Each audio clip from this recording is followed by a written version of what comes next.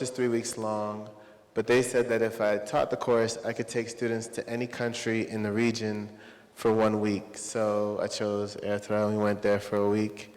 And so we spent a week there. So students had basically read about the history, about the war for formal independence for about a week. And then we went there for a week, and then we had another week back in Abu Dhabi afterwards. So it was interesting to go there and to visit because obviously students had all kinds of ideas, a lot of stereotypes, many things they believed weren't true. And so in the first week of the course, they sort of read about the history. We read a lot of text written by Eritrean scholars, authors, veterans of the liberation struggle. And then they got to meet some of the ministers and also scholars when we were there. And as you can see in the photos, one of the people they met was Dr. Testa Fakadu, who'd written several books, obviously, about the history. And he talked about his experiences fighting in the war, but also the process of sort of conducting really complicated high-level surgeries in the Lakfa trenches during the war, which is a topic Dina Asfa, for instance, researches in her doctoral work on Eritrea. But, I think it was really interesting to see the students have their opinions about Eritrea transformed as they were there. One student was saying that she had learned about Eritrea first in school, and that she was always told it was a failed state. But when she went there, she saw just how developed it was and how impressive it was in many ways in its infrastructure. And she learned so much about the history that moved and impressed her, and she wondered why it was characterized that way. So I think a lot of the course, we spent time talking about sort of different stereotypes about the country. Much of what's said that's not true. We talked specifically about the role of U.S. foreign policy in shaping sort of negative opinions of Eritrea. Being in UAE, being in Abu Dhabi, we also had the benefit of hearing from ministers from UAE as they talked about how they see their involvement in the region, because many of them were also interested in the Horn of Africa and in playing a role in fostering peace in the Horn of Africa because it suits their own economic interests. And when we asked them questions about like how they see the role of U.S. foreign policy and having shaped perceptions of Eritrea versus Ethiopia, things like that, they would always say like, well, from their perspective, the age of the lone superpower is over, and they didn't feel like the U.S. got to dictate anymore how people saw Eritrea, and that a lot more people were visiting and deciding for themselves what was happening there. So I think, for the students, for myself, it was a really sort of enriching experience. I'm really grateful to sort of Hadnet and Makonnen and the various other people who sort of played a role in facilitating our trip, and also to the ministers who were very generous with their time and shared their experiences in diplomacy and working with the students. And as part of the class, the students actually produced like a kind of guide to Eritrea from their perspective that I wanted to show, but I think that's kind of different format than the one we have available. So I can also discuss that with you and share it with you at another time. But they identified different historical sites that they thought were meaningful, that helped to tell the story of sort of political transformation. And they wrote about it, and they talked about the differences between how people perceive different events and what they learned about those events based on their research.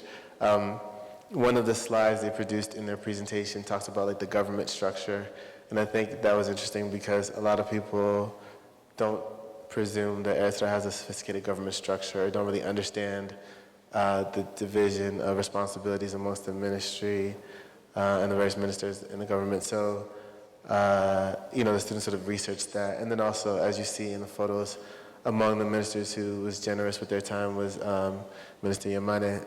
And he invited us to lunch and spent a lot of time talking to us. He also took questions from the students, and any question they asked, they were free to ask him, and he stayed there with us for hours and answered all their questions. So I think that really impressed them because they didn't really anticipate that the elected officials or that the government officials would be so generous and so open to kind of responding to their questions and their concerns and want to know what they thought and be happy to engage them. So I guess I'll stop there for now and take questions from the audience, and then I can say more about my research and about the experience there. So thank you for your time.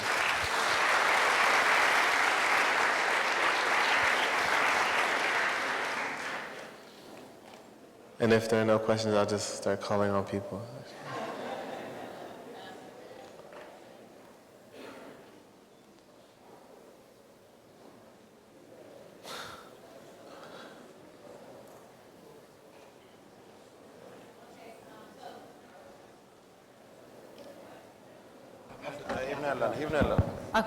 Okay. So yeah, thank you for coming to speak to us, Michael. I'm so interested in what this kind of looks like a new partnership, right? And I think that as Eritrean Americans, as Eritreans in the diaspora, there's this misconception that the Eritrean government is not open to partnerships. So we see this as like a new opportunity, as a way to sort of promote, I guess, like PR, right, about what is happening in Eritrea. These students are kind of people that can go and spread the word. So can you tell us a little bit more about how you chose the theme for this past January's program, and then also about your program that you're going to be having this coming December and January with students? Okay, yeah, thanks, Dina. Those are great questions. So first, I think, in terms of the partnership, it was really interesting because obviously I had the idea several years ago to try to bring students to Eritrea, and then I had proposed it to NYU, and then after like a year or two, they said, yeah, sure. And it was kind of interesting and impressive to me. I never faced any opposition to taking students there to teaching the course, either from the NYU side or from the Eritrean side. And you know, at one point a faculty member said that, well, partly it's because the students are from UAE, technically. They're from the NYU campus in Abu Dhabi, and so UAE has a good relationship with Eritrea, so they were happy to do that. But even the NYU faculty and administrators that were part of the process seemed really eager about the opportunity to have students go there and learn. And the students, I should say, were from like 10 different countries, basically, amongst them. Some were from the US, but some had several different countries in their background. One woman was from Australia, but she went to school in Hong Kong. One guy was from Sweden, but he went to school in South Africa at one point. One student was Korean, one was Chinese, two were Polish. So they represented many different countries, and I think, and they also went to school in UAE, obviously, but I think part of what made the class really rich for them was that, you know, first they said they volunteered to take it because they didn't know if they'd be able to go to Eritrea some other time, and they had always heard so much about it and were really interested. And also because they were from many different countries, so they had many different perspectives on what governance looks like, on what social life looks like, on what culture looks like. So in a way, it was probably easier than teaching American students who have often a very narrow view of what governance looks like, on what social life looks like, on what culture is like. So I was impressed that they were open to it, and I think, you know, even the woman who's Chinese, she was in the market, like in the shuk, in the souk. She was arguing with people, bargaining for prices and things like that. So I think that was interesting that they sort of very much felt at home. And one of the things they described was sort of, I mean, not just were they surprised and impressed by what they saw, but also how calm and how peaceful everything was, you know, and how comfortable they felt walking around. And so that impressed them a lot. But yeah, I think in terms of partnership, I really have a lot of respect and appreciation for the government of Eritrea, the embassy in DC in particular, that helped facilitate the process. It definitely felt like a good sort of working relationship. They were very attentive to us throughout the whole process of getting permission to go, and then even when we were there, Hadinat and other people were sort of made sure they met with us and helped to set up meetings with the government officials and other scholars. And then even I met with Hadinat afterwards to debrief and just talk about what the visit was like.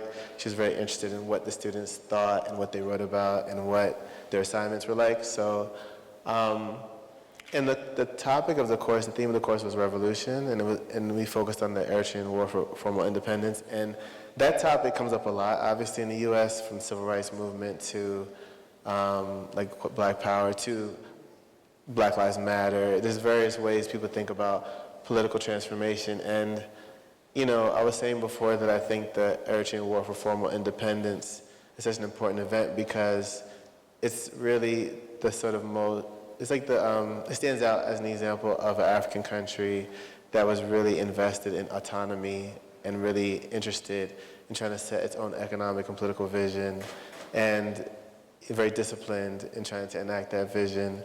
And even though it has taken decades, various aspects of the struggle has taken decades, people sort of being really invested in working collaboratively to achieve their goals. And one of my assistant for the course was African-American guy who was, he works and staff at NYU, and he was so impressed because it felt like to him that, in the moment of the 60s and 70s, we think of like Black Panthers and various revolutionary groups that had a vision for social justice in the US.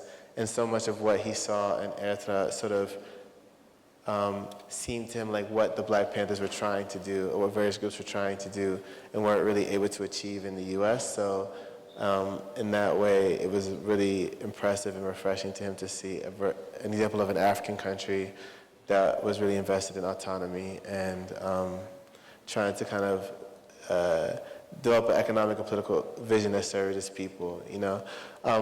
One of the images in the slideshow is about like a water bottle that was the water that had come from Eritrea itself, right? Like based on like dams and different water infrastructure that's been built. And, that was very impressive to us because when we were there, we were hearing a lot about dams being built, and initially we thought maybe it's like hydroelectric power or just alternative energy source, and then it turned out that a lot of the water infrastructure was just meant for everyday Eritreans to have access to clean drinking water, or for farmers to have access to water. And over again during our trip, we were sort of reminded that the government's main priorities are just sort of serving as many people as possible and just sort of stretching the resources as widely as possible. And it's an interesting example of a kind of economic and political vision that's, on the one hand, really ambitious, on the other hand, really modest, in that it's just mainly trying to serve as many people in the country as possible, and also sort of working closely with the diaspora to try to serve the country. So.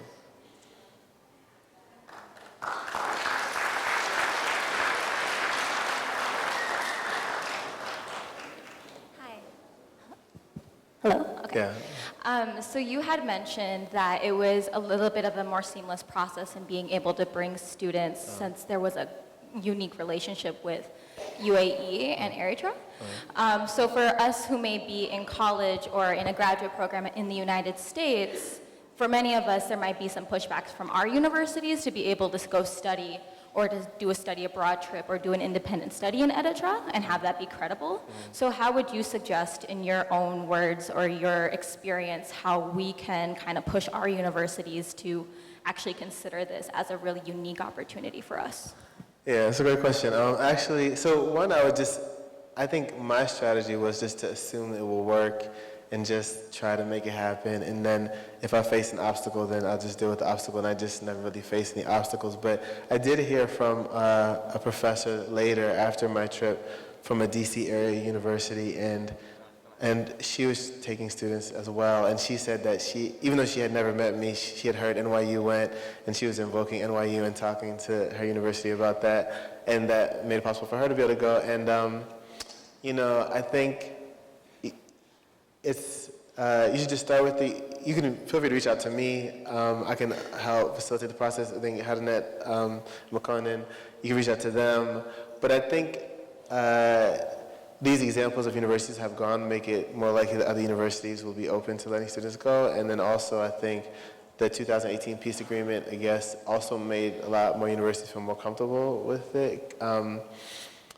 I think it was interesting that Eritrea has this reputation for being kind of a tricky political situation, because actually, as the students noticed, and as all of us know who've been there, it's very peaceful and very calm. So I think more and more people are realizing that, and I think it's becoming more and more possible to have these kinds of exchanges. But I think that just using the example of other universities that have gone, being in contact with people who've gone, being in contact with the embassy, I think will make it possible to do that study abroad working and get credit. And now I think with the formal peace agreement also, it makes it more likely that funding agencies, granting agencies will sort of acknowledge it as a place that's sort of hospitable to U.S. students and workers going there.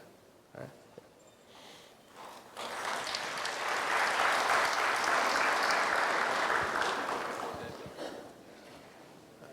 Other questions?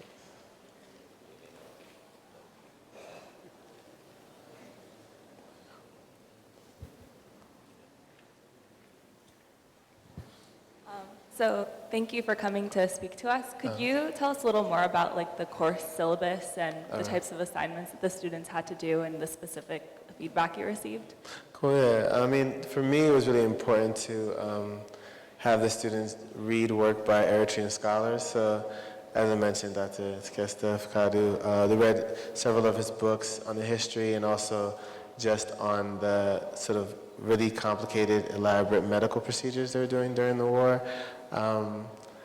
And in addition to that, they read Eritrean like folk tales and plays. And in the pictures, you can see that we went to the bookstore, Algat bookstore. And I think it was really sort of a special treat to see so many books by Eritrean scholars. One of the things that we discovered was just how seriously Eritrean scholars and intellectuals and ordinary people take their own literature and scholarship and traditions. Like, besides the books in the bookstore, which range in terms of their themes and their topics, we also, when we visited the PFDJ office, we got a lot of examples of like journals that they were printing, which were sort of like sharing journal articles, newspaper articles from all around the world, and sort of printing them locally so that people could have access to them to read them. So we read a lot of local books by local authors, journal articles published locally, and then a lot of the students' assignments asked them to reflect on like an event or something they witnessed, and to think about it in sort of three different eras, like one sort of in an earlier moment, like historical moment before colonial rule,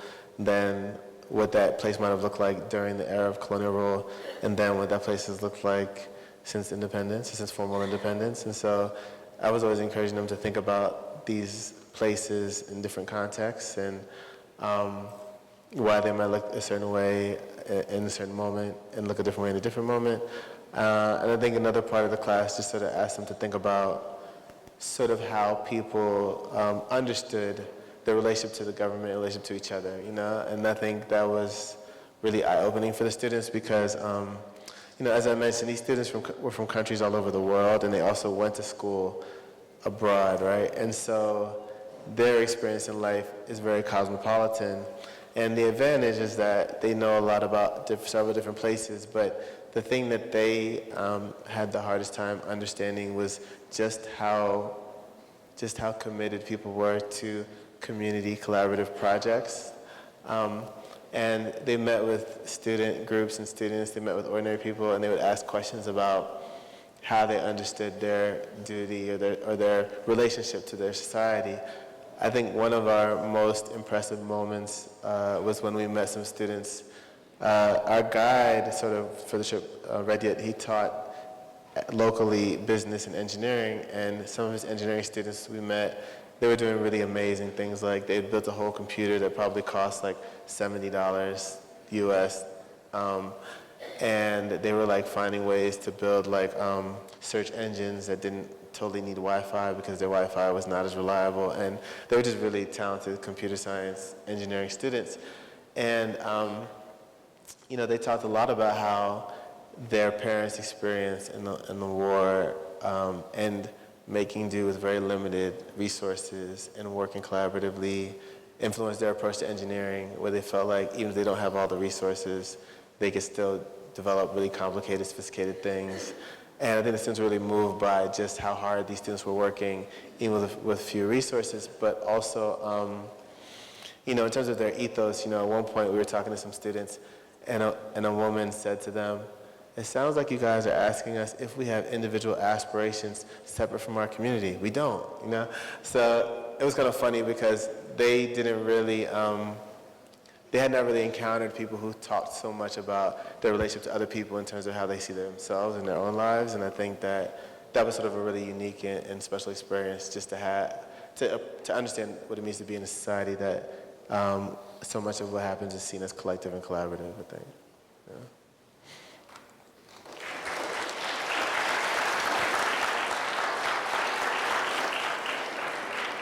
Yeah. Is that?